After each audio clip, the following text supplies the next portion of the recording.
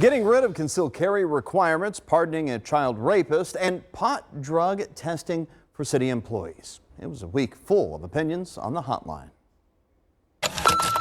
As marijuana laws are loosened in the city of Cincinnati, they're trying to figure out how to drug test city employees and which employees will face restrictions. Callers had some thoughts on the issue. Police, firemen, doctors, them people should not be able to use drugs, no kind, because their job is too important. Dr. Mandro Balanitis here. The same rules as used for alcohol should be applied.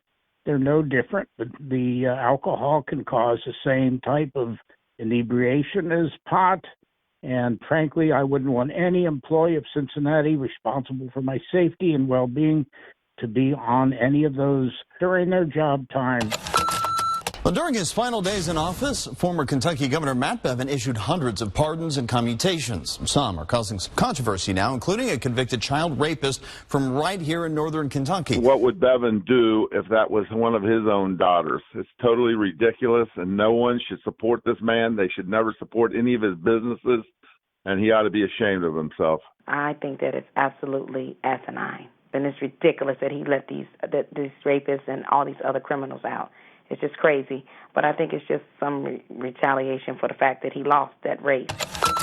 Mount Lookout State Representative Tom Brinkman introduced House Bill 178. It would no longer require concealed carry training, and if you're carrying a concealed weapon and get stopped by a police officer, you would not have to tell that officer you're armed.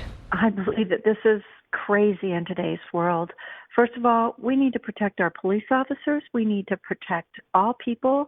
And I think that someone has the right to conceal, but they need to notify a police officer. I say yes to House Bill 178. We need more freedom in this country, and we are losing it by the milestone. I cannot believe what I'm hearing.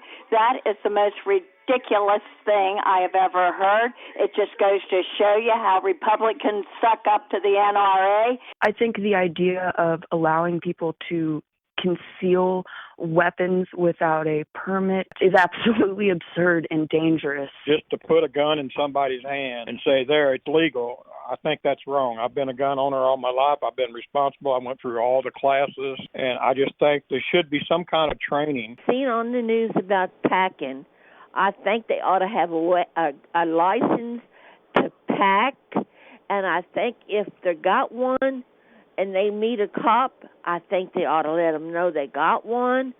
Again, thank you so much for the calls this week. As always, pick up that phone and call the hotline if you ever have an opinion about a story you see right here on Channel 9. 513-852-4998 is the number to call. And we want to send it over to Steve, though, for a final check of the weather coming up.